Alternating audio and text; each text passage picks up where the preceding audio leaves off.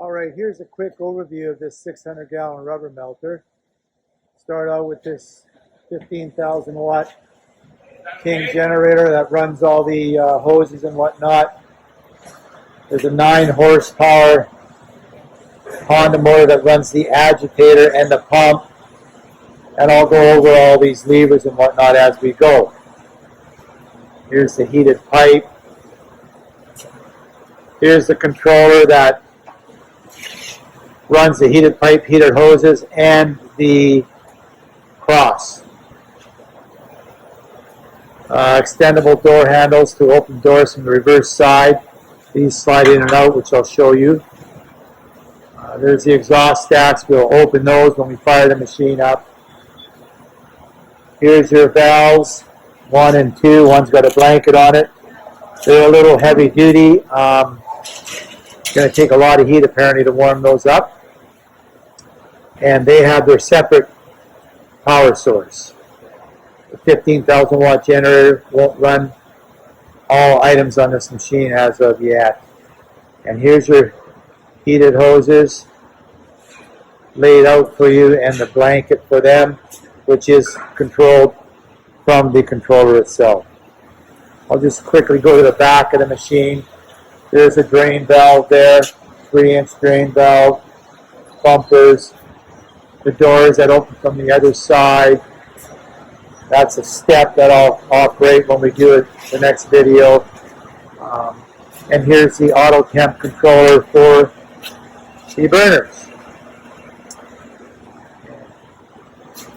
There's your torches down there. Gearbox that runs the agitator.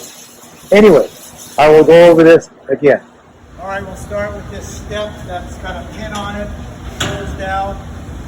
We're loading the machine. I've opened the doors of those extendable handles from the other side. You know, you're just going to take your material, pull it up the bottom of this melter, both doors.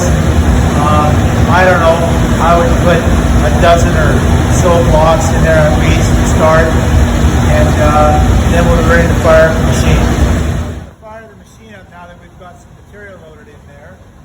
First of all, you got to make sure we open these exhaust stacks, like so. Then we're going to come over here.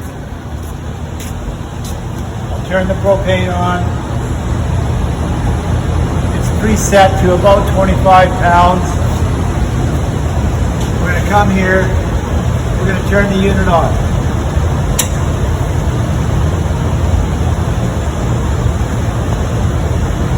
Right now it's 50 degrees ambient temperature. We're asking for 0 degrees, which we'll leave there to start the machine. We're going to turn this valve here on. We'll turn one of the top, the furthest torch away. We'll turn that valve on. I'll depress the vaso safety valve.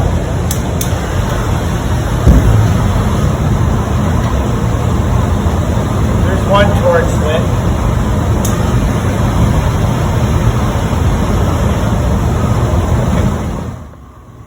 Alright, I'm going to open the other valve. I'm going to depress the vaso valve, which will show you. Put the torch close. I'll warm up this thermocoupler a little bit. It takes 30 seconds or so. Unless you've heated it up like that, let the button go. Both torches are now going. Here's those 2 vaso valves I depressed, which you couldn't really see in the video, but you press the button in, hold your torch at the torch until it lights. When the thermocoupler warms up, you can let the button go. The torches should stay lit as they are lit right now. And now we want to turn it up. So here's the up arrow button. That's the only button you should have to use on this. There, it's up to 130 and it's registering 49 degrees ambient temperature. I think you can probably hear those torches now. There's the torches, nice and good.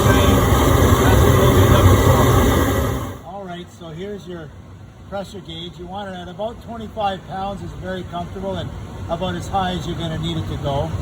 And then in behind there is a regulator, and it does have an adjustment at the top, if you can see it right there. Whoops. Anyways, that is your pilot light. So If the pilot is, if it's really windy out, you might have to adjust your pilot. We've got it set pretty good right now, so you shouldn't have to touch that either. But if necessary, you can. There's a nice low plane. Okay.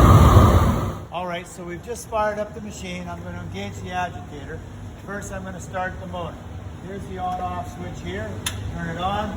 I'll walk to the other side. We'll turn the choke on. It's on a low throttle, and I'll fire this thing up.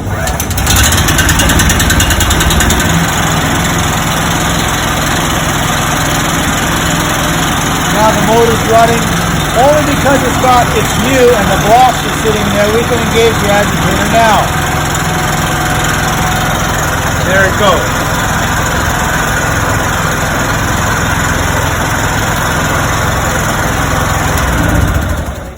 Just engage that agitator with the blocks in there because it's a brand new machine. But when the machine's being used and there's material left in it, you have to get it to a couple hundred degrees or so before that agitator is engaged, and you can kind of feel it by touching it in. You can tell if it's ready or not. Usually the material will be bubbling around the edges of that block. Depending how big the block is will depend how much heat it takes before you can fire this agitator up. All right, so here's that 15,000 watt generator. Here's the gas on off switch. Gas on like so. On off key, which is all you're going to need. I won't start it yet. It's quite noisy. It's going to run all your equipment over here. Beside that, your Honda motor that we showed you, this on off button over there, it's going to be running once the agitator is moving. And when the material is good and hot in the machine, you can engage the pump. Again, the same as the agitator, you can kind of feel this in, and if it doesn't want to go, you'll have to wait till it gets a little hotter. Make sure this lever's down when you engage this lever in. This is the flow gauge here. And once you want material flowing, then we're going to engage this lever like this. It closes the valve, forces the material down the pipe. There is an adjustment bolt on here if you want to get the valve a little tighter or a little looser. All right, so before we start that motor again, we're going to show you this box a little closer here. So this is your control box, supply hose. You'll turn the heat up or down. This is for the cross heat. You turn the heat up or down. This is for the return hose. That's this, the return hose and the feed hose. Now over to one side over here are two toggle switches. They're kind of hidden. They heat up the hard pipe, which there's no controllers for. They're either on or off. And I forgot to mention, here's the on-off button here. Turn the controller on or off. Alright, so here's our control box. Off to the side here, input-output pipe switches. They're kind of hidden, two toggle switches. They turn this pipe on and the return pipe on. No controller for that, just on or off. Here's your heated hose controllers, the supply hose, the big long one, cross heat at the end, and the return hose over here. These controllers, we'll show you how they run. Once we fire that motor up, you might not be able to hear us, but you'll at least be able to see what's going on. Big valves on it, valves that they're a little bit large and heavy. Apparently they're going to take a lot of heat. It might take up to 3 hours to heat up. On like so, off like so. See how they work. If you don't like these valves, you might put a smaller valve on there, or you might have no valve on there. We'll let you guys decide that.